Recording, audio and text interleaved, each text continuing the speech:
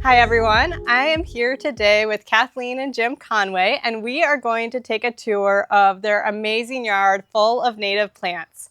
So this yard was fairly recently planted, so it's a good chance to see plants just as they're starting to grow. One thing I wanted to ask you as we get started is what prompted you to completely renovate your yard and add native plants? Well, because our yard at first was really unattractive. It was just a solid wall behind us of vinca, and over there all ivy, with really shaky steps that were hard to navigate up and down, and no other way to get up and down, and just not interesting. None of these boulders, none of that patio, nothing was here. So yeah. So we wanted a place to sit in the backyard. In our old house when we lived back in California, we had a very English style garden. And we sat outside a lot, and we never felt inspired. So our daughter's fiance, Liz, knows Peter, and she said, I really encourage you to look into native plants, and have I got the right guy for you? And so what I really wanted was color. Oh yeah. We had just green. I like green, but I want some other varieties besides, just green. So yeah, we're getting all kinds of color and texture. That's beautiful. Yeah. So you redid a large portion of your backyard, pretty much your whole backyard, and pretty much your whole front yard as well. Yeah. What was that process like? Scary at first, because when they're doing the hardscaping, we're watching them just coming in with like the little bobcats and pushing all the dirt around, and then came the boulders, and we thought, oh my God, They looked huge. they looked like just like dragon's teeth all over the place. We're just thinking, I don't know if I want them like that. I don't know, because it was scary. But then, I just got a lot of talks from Peter and Arnie and saying, just trust the process. They're going to disappear. You'll see. And I said, okay, I believe you. And Arnie, the contractor, said, you will hate me and my crew for a while. Yeah. Because it was raining also. And so our dog, we had this whole area, the patio fenced off, and they saved a 3-by-3 foot piece of grass so she could pee on it. And so for a long time, that was it. And the rest was just mud and, oh God. Yeah, it's just Arnie and 3 guys, and they were incredible. But luckily, Peter had sent us photos of what the plants are going to look like. And we looked at the plan a lot and just tried to have faith in the process. Yeah. And we did. And we're so happy we did. Yes. Yeah, it's important to stay excited through that process. And I'm sure your dog is thrilled now that she has more than a little square of grass. Everywhere. If she sees a squirrel, she's just tearing all over the place. And she does all of her zoomies all over the place. Yeah. She loves it. Yeah. That's great. Well, I can't wait to look around, but do either of you have a favorite plant that was planted here that we can I'll say this, it changes every day practically. Oh, wow. I love the beach daisies because I did a picture of a beach daisies, and now seeing the real thing is like, oh my God, that's crazy. But the fringe cups were really impressive for a while. Now they're but I love how they're changing colors. I love all of the ferns, everything. We come out every day, multiple times, and every day we say, "Oh, look at this!" Yeah, because we have them all labeled. We're thinking. Yeah, Peter was smart in saying, "Label them. You're going to learn them." I know all the plant names now. And when we walk in the forest, we see, hey, there's a fringe cup. There's this. Yeah. And my favorite, I have so many, and it changes. But the surprising one was the nodding onion. It's really pretty, and but I really like all of my Oregon grapes, the cascading, the creeping, and the tall. The colors in them are beautiful, and I like the birch leaf spirea. And the Micrantha hucara. I don't know if I'm pronouncing that right. Yeah. No, I can't look around because I really like all of them. Yeah, we love them all. So hard to choose. Yeah. Yeah. It's like picking a favorite child. That's not a good idea. Right. Yeah, you can't do that. All right. Well, we'll take a look around. Thanks for telling us a little bit about the process. Well, you're welcome. Thank you. Hi everyone, I'm here with Peter Caton from Design Native Northwest, who designed this beautiful yard for the Conways. So Peter, how did you start designing this yard, and what were some of your inspirations for the native plant design? A classmate introduced me to the Conways, and I started out with a phone call, speaking with Kathleen and finding out what they would like in their landscape. They had lived here for a couple years, so it was somewhat of a new property for them. Um, and there was a lot of turf grass and a lot of mulch, a lot of space to work with. Um, So, following our phone conversation, we had an in-person meeting where I spoke with them more in depth on what their goals were, and um, we took a look around the property and talked about things like what plants they like, what their goals were for the front yard and backyard, and how they want to move around the yard. It was really challenging to get around because, like, the backyard here didn't really have smooth walkways. They had a lot of river rock that they tried to navigate, and they wanted to get up here on the back slope, and there was no easy way to do that. There were some uneven boulder steps. So some of the practical considerations, like just being able to walk around and get around their yard, and of course they want to enjoy their plants and get up close to them and see the pollinators and wildlife that's visiting. Um, So some of those practical considerations were really important to understand from the start. And looking at the site and these beautiful Doug firs in the backyard, um, it looked like a great opportunity to do a woodland garden back here. So being from the Northwest, I'm very familiar with this type of environment, and it's really inspiring. You know, the Pacific Northwest woodland here in Portland and at the coast. So I was able to pull from a lot of plants that I'm familiar with and that do really well in these conditions, like sword fern and wild ginger, um, fringe cup. So for the front yard, it's very different, very open, sunny exposure.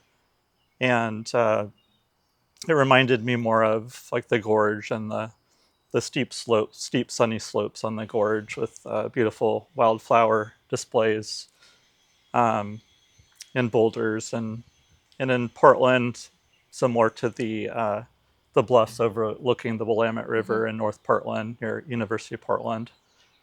So very distinct areas in the property that provided a lot of opportunity for diverse planting and that will attract a lot of diverse wildlife. So the yard is mostly native plants, right? A mix Yes. of locally native, some coastal, and some gorge native, and then Even also Southern some Oregon. Southern A Oregon. couple, Nice. yeah. And then Yeah. also a few ornamentals as well. Yes. Yeah. Great. Do you have any favorite plants that in this yard that we'll see today? I do. Yeah. It's hard to make that decision.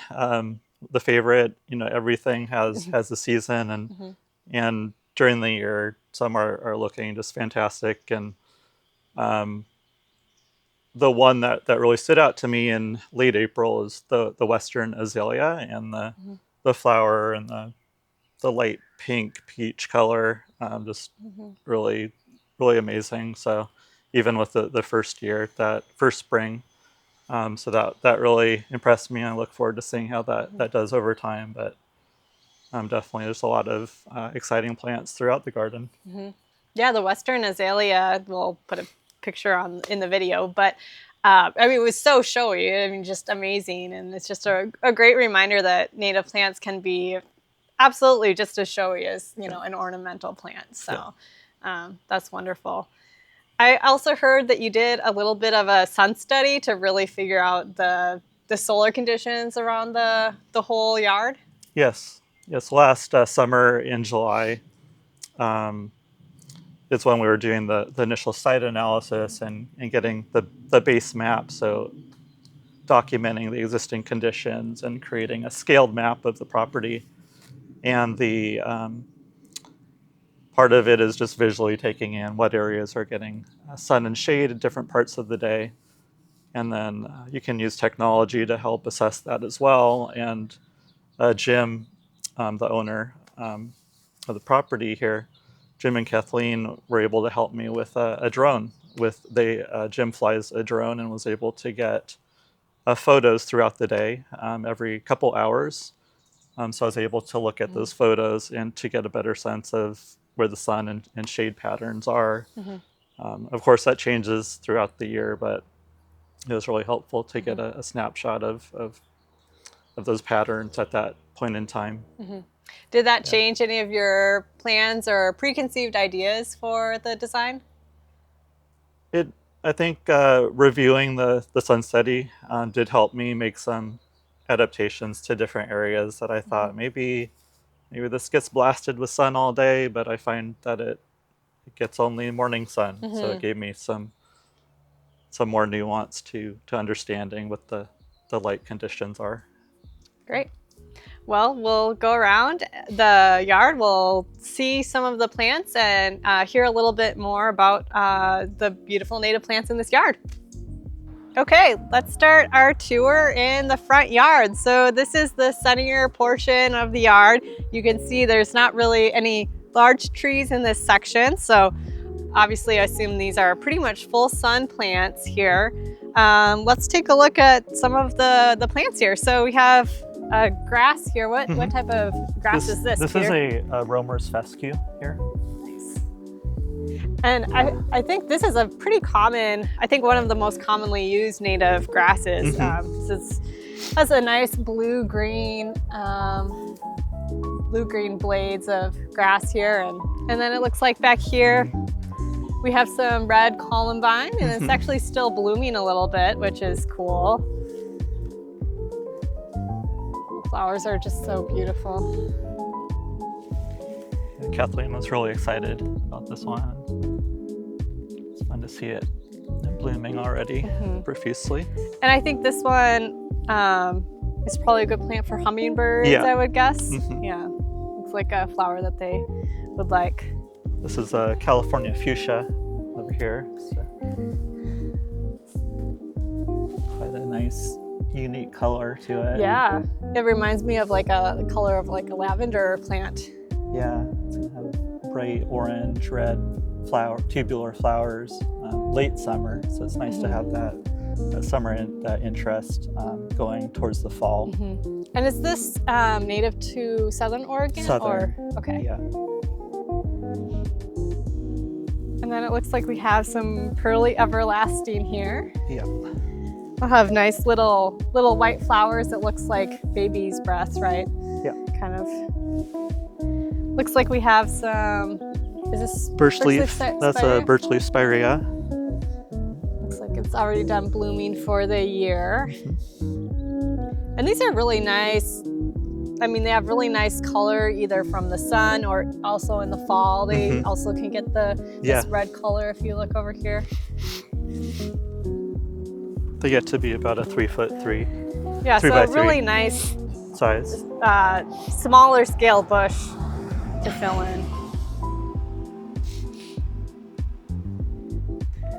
And then tell me a little bit about this plant here. Yeah, the manzanitas are one of my favorite, definitely.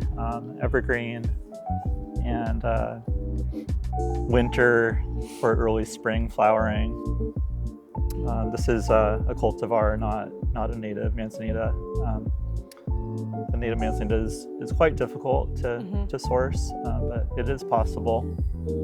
But this one, I think, is a nice scale for this yard, and there are several planted here. That'll, I think, form a nice structure around these boulders. Yeah. Yeah, I know. It's hard to find locally native evergreens, so it's nice to find something that can fill that niche. Looks like we have some flowers over here. Yeah, these are a blanket flower. Looks like we have some more roamer's fescue and another lovely flower here. Oregon sunshine.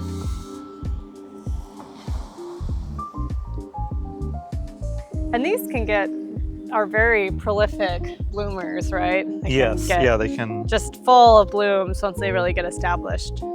Yes, they can get real intense color. Yeah. Cover a lot of area when they're happy, and they hardly need any water once they're established. And then up here by the house, looks like we have some more birch leaf spirea, which is really nice. These ones look like they're doing really well and getting established nicely.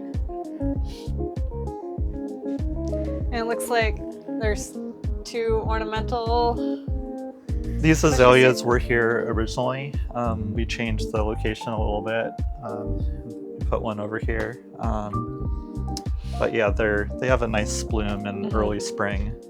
And this bed is something that we're going to be filling in phase 2. So with our fall planting coming up, this will be more interesting too. Exciting, great. Some sword fern there by the house where it gets lots of shade. Sword fern. All right, let's look over here. The Daphne over here in the corner. Zuika Nishiki Daphne. Not a native, but will be, I think, really beautiful in that location.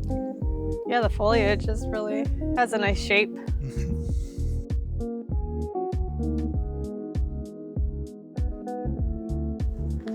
Creeping Oregon grape over here, Mahonia repens. This one's here near the boulders.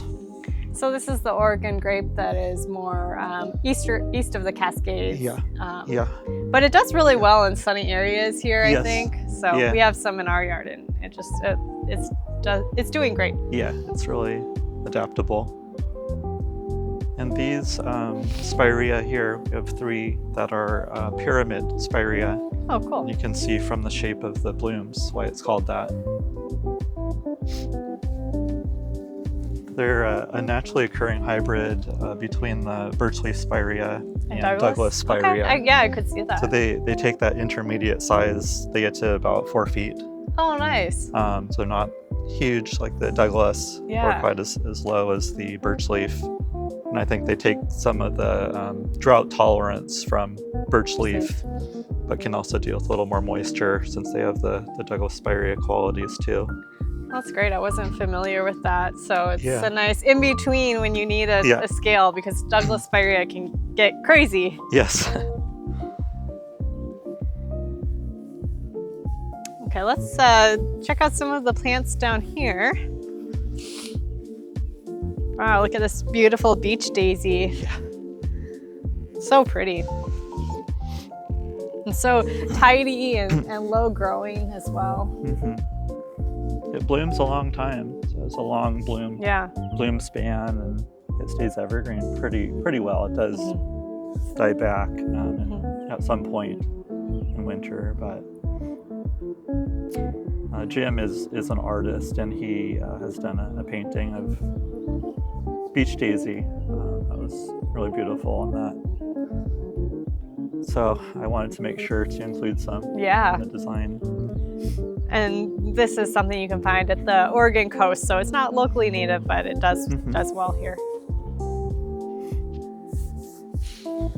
And then one of Kathleen's favorites over here, nodding onion. Very cute, little pink flowers.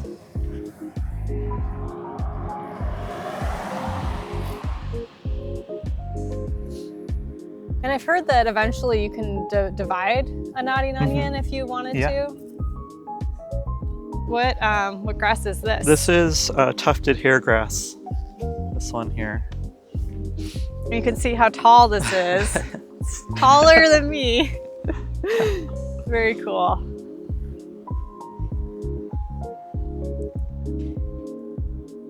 If someone was trying to decide between Romer's fescue and a tufted hairgrass, would you say there are any key differences or things to be aware of? Romer's, I would select a drier spot for those.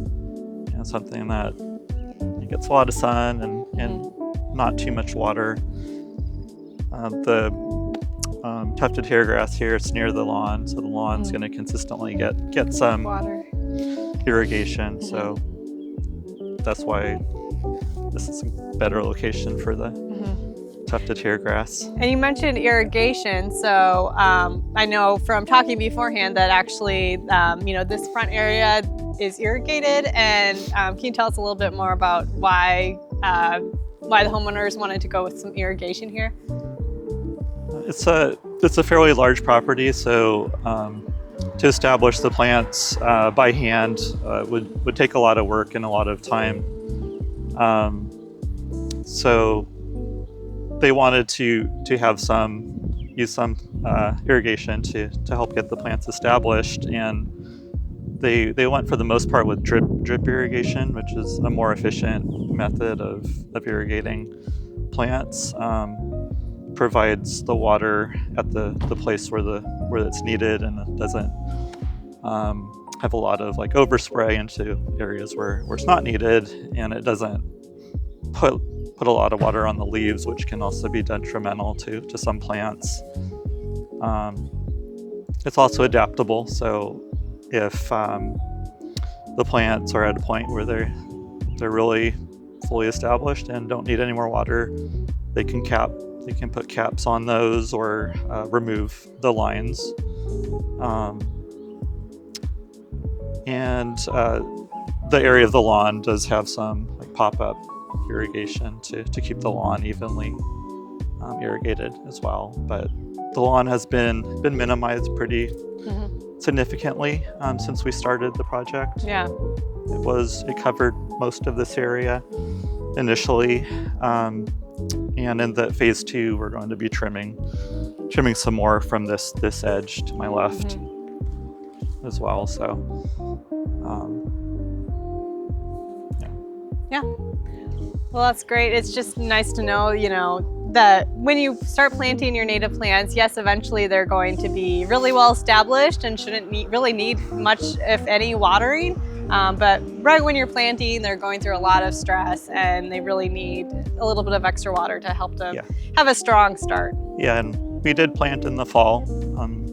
I try to do that as much as possible to let nature take care of that first watering and let them get them on to a better start, even if they have some follow-up irrigation. Well, I see another plant over here that I think I know. It's definitely a currant. Looks like a red flowering currant. You got it, yeah.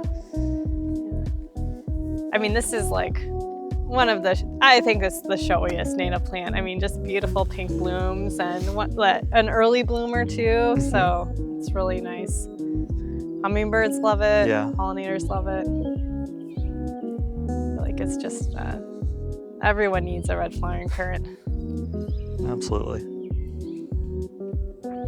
And it looks like down here near the street, there's some more California fuchsia, some more manzanitas, and then some probably existing evergreen plants there. Yeah. And then what plant do we have here? These are midwinter fire dogwood. These are non-native cultivar, but they're a fun one, and we'll have some really bright color in the winter, so that will be fun. Yeah, so the stalks turn like bright red. Red, yep. yeah. Yeah, you can see a little bit on the ends there. Starting to see the bright red.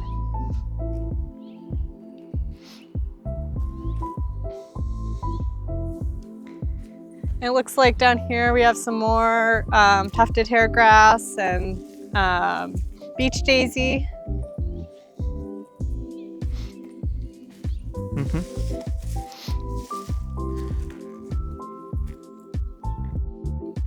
And some existing trees that are, I mean, they're really lovely, so I see why you would want to leave those. Some more Oregon grape as well. The western azalea. Here's the western azalea. Yep.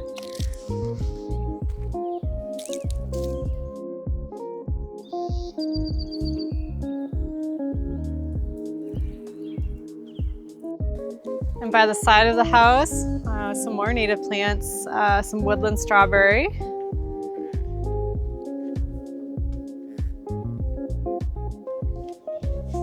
And here's some iris and nominata. Southern Oregon iris. It tends to be like white or yellowish. Cool. Yeah, they were pretty early bloomers there. Another red flowering currant here.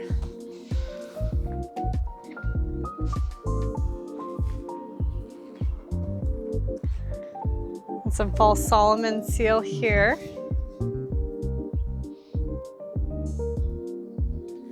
It'll be really lovely when it spreads. As little white flowers, you can see where the flowers were at the end.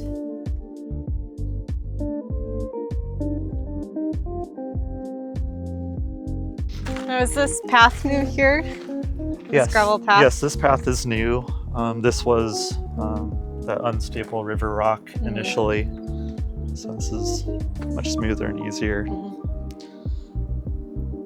Has some nice steel edging, really, to keep everything contained and keep everything tidy. Yeah. And we have some wild ginger over here. Wonder if there are any, you can see some of the flowers.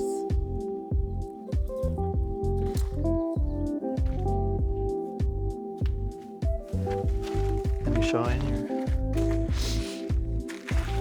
Some bleeding heart. The house here.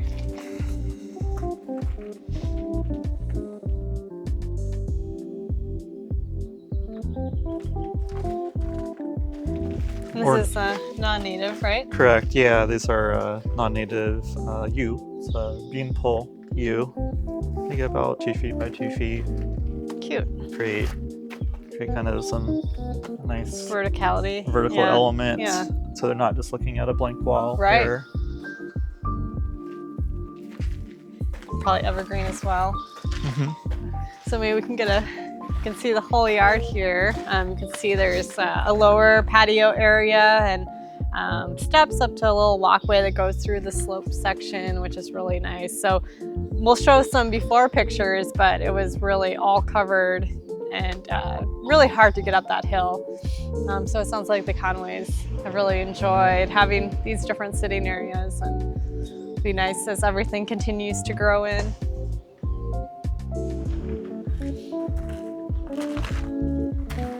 So on the slope, it looks like we have some fringe cup, some sword fern, and then maybe we'll go back there and check out that goat's beard.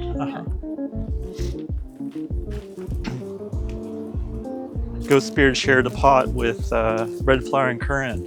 Oh, We kept them together. cute. Yeah. They're grown side by side. And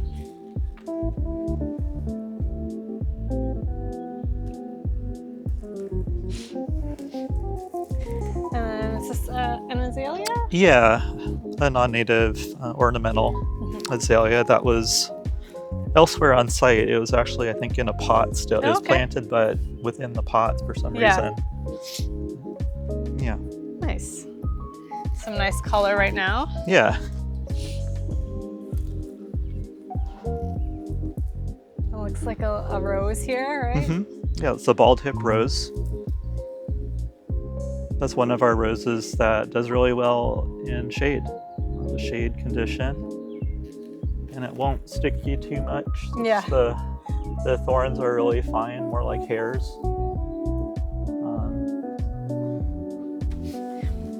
And the leaves are just so tiny.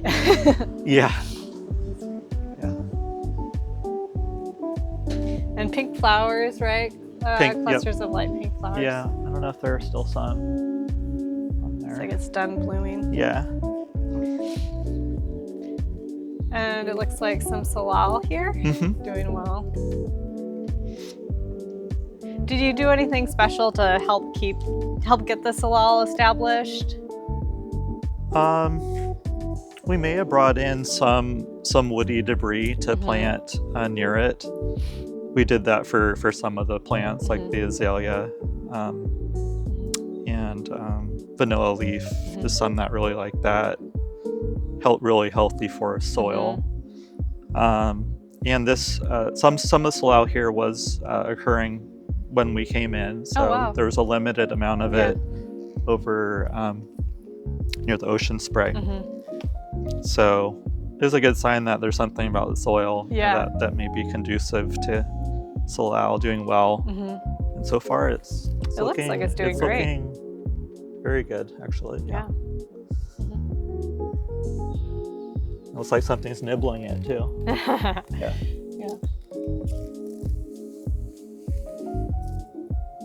We like to see that in native gardens. Yeah, definitely. Wildlife is using it. Yeah. Some Oregon oxalis back here too. Got some trillium there. So yeah, trillium are done blooming for the year, so it's June when we're filming, but you can see their leaves. Then some evergreen huckleberry back there. Looks like it's doing really well as well.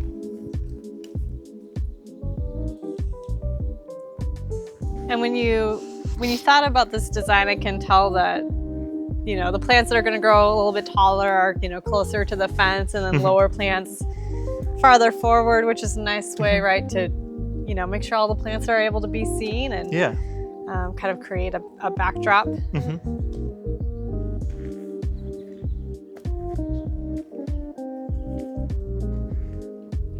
And so this whole path was new. Yeah, the steps are new up here steps. too.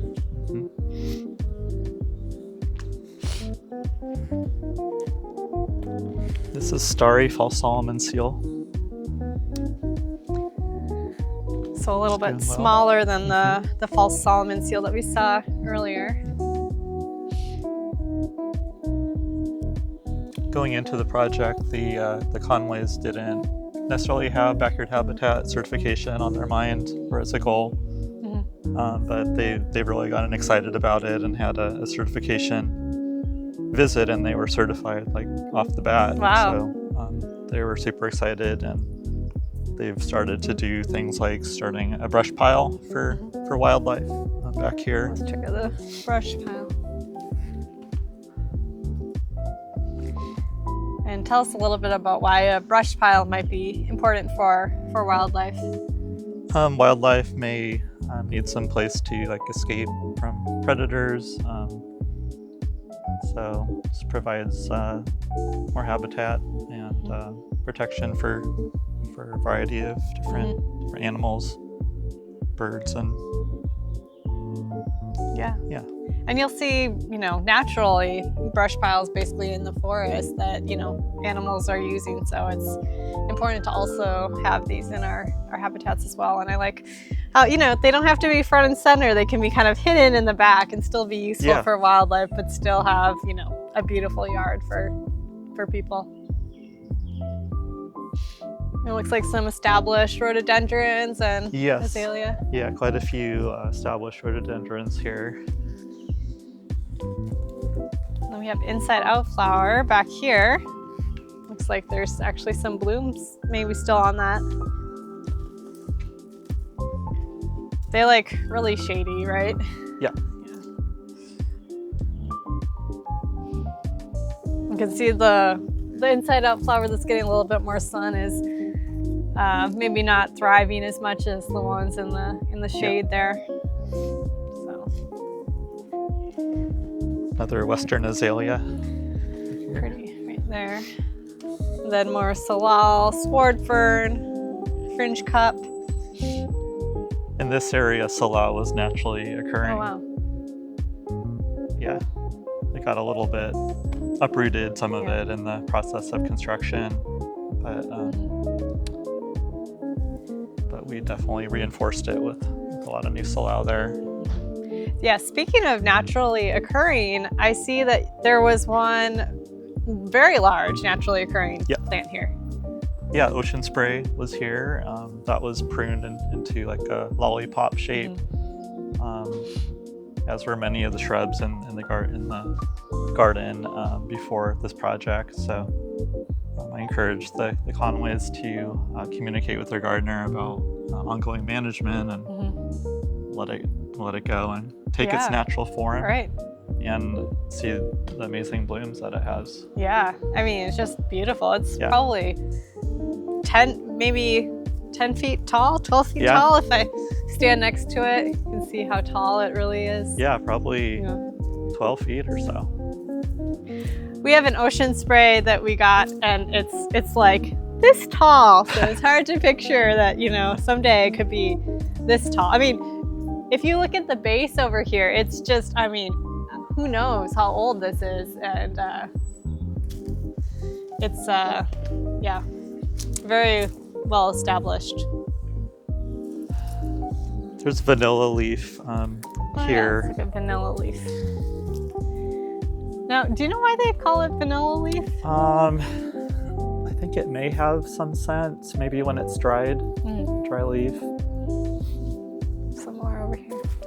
It's supposed to be a bit challenging to establish, but so far it's doing pretty well here. See another plant here that we haven't talked about, iris. Yeah, this is a Douglas iris. Evergreen. Gets to be about probably 2 feet tall by about 2 feet wide.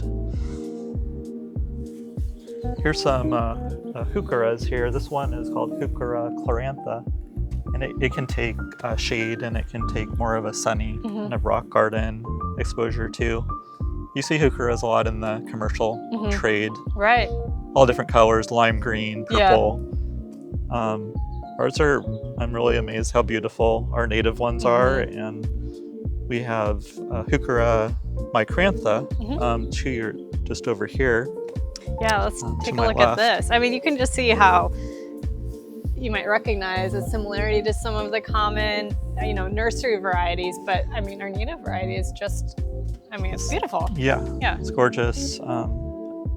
It's also called crevice alum root. So you see it in between rocks, and I remember seeing some of this at Camassia and West Lynn, and it's really stood out as a very beautiful plant.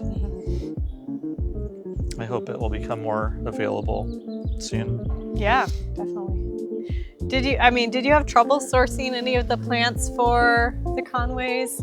Yeah, we had to work hard, you know, for certain plants. Yeah. And the Conways helped at times if we needed to pick up, you know, from a Different nursery or something. But mostly from a couple native plant nurseries.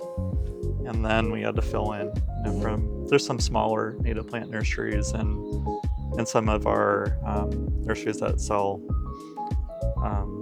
variety of ornamental and natives were able to provide some as well.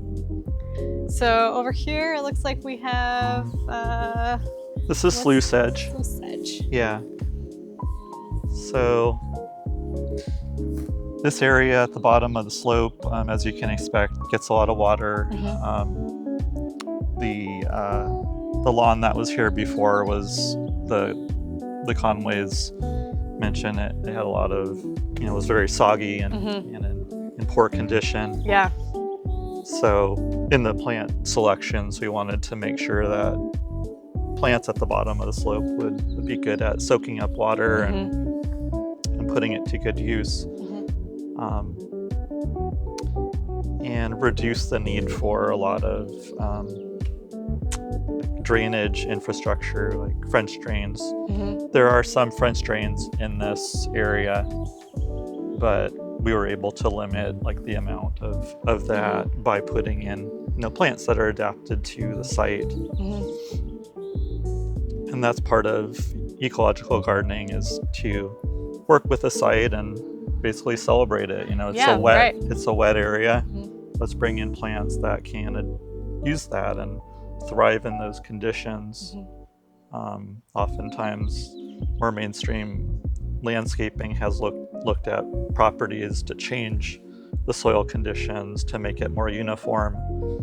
But with native or ecological landscaping, you look at what the site has to offer and maximize that with your choices. Well, it's fun too because, you know, in one site you can have all these little micro habitats that are just like little, you know, snapshots of areas that you can go visit in Oregon. So Yeah, it's very it's cool. wonderful that way. And speaking of other places to visit, Southern Oregon is represented over here in the Darmera. Um, I don't think I'm familiar with that at all. Darmera peltata, or umbrella plant, and those leaves will get quite large over time. Up to how, maybe a I'd foot in say diameter or something? 2 feet, maybe. Wow. Yeah, or maybe even more. Wow. That will be a fun plant It's to gonna- see in a few years. Yeah, yeah. And I think if we maybe go over to the main slope here, I mean, it's really amazing how many native plants you were able to introduce. And I mean, it's almost all native. And then just we have a few hostas here, which are just providing some color contrast, I'm assuming. Yeah, really neat looking color and shape. And I think blending native and non-native is kind of interesting to see them together. And Yeah. they can coexist really, really well. Oh, I see one more plant we haven't talked about here. It looks like there's a red huckleberry here.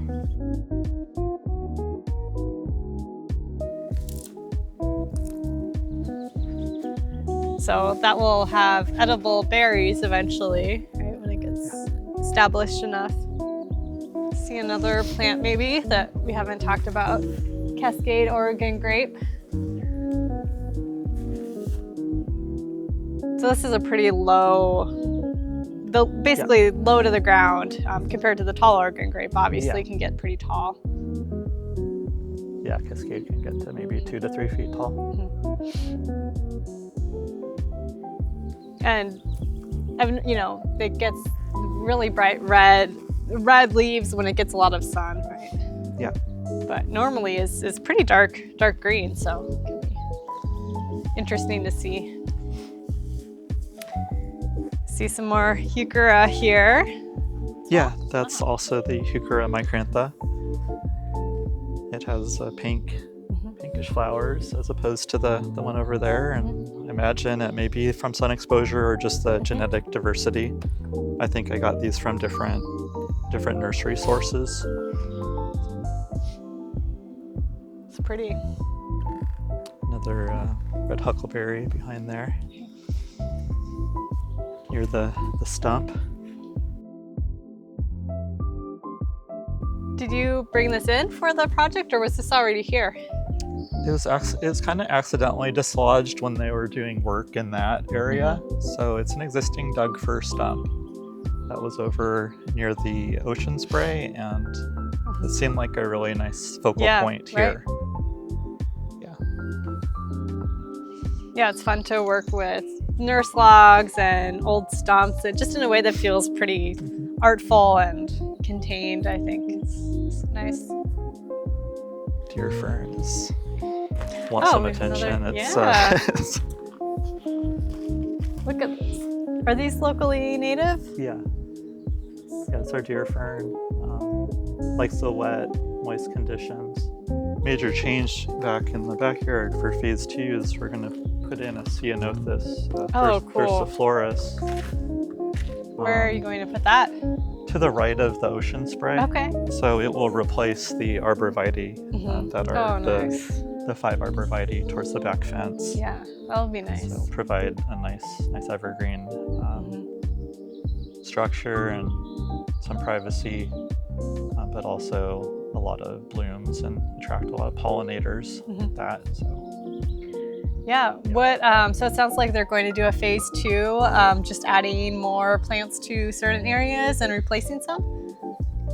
Mostly adding new plants to mostly to the side yard, plus the blue blossom that's going to go in here, and they have an RV parking on this side, and it's kind of getting back to the circulation and the walkability. That area right now is mostly like this large river rock, and it's not great aesthetically, and also just practically for moving around, it's pretty unstable to walk on. So we want to improve that, and then there's planting planned for that area too. So basically, phase one that's already been completed and planted is in the black and white, and then the phase two plants are in color. Those plants in color will be installed in probably in mid to late October of this year. Well, that's great. I mean, it's really amazing to see the transformation of this yard. And when were most of the plants planted? Just last fall or the year before? They were planted just this past fall. Wow. Yeah, so it was fall 2024, and now we're June 2025, right? Yeah, so they're planted just before Thanksgiving 2024. Yeah, so that's important to keep in mind as you watch this video, to know that these are just really the small, the baby plants, and they're really going to grow in the next few years. So that's probably one of the reasons why it might seem like, oh, they're a little bit far apart, but you took into consideration how they're going to grow over the next few years. Yeah, definitely. If someone wanted to, work with you on their yard, what would that process be like? Yeah, so first, someone interested in working with me would reach out and send an email, or they could send me a form through my website. And generally we'd have a phone call first, just find out what they would like, where they are. They might be in a different part of the state or something. So I work mostly in Portland metro area. And then if it sounds like a good fit and that I offer something that they can benefit from, then we'll schedule an in-person meeting. So we'll have a chance to discuss their goals and priorities, their timeline and budget. And I'll be able to look around and walk around the site with them.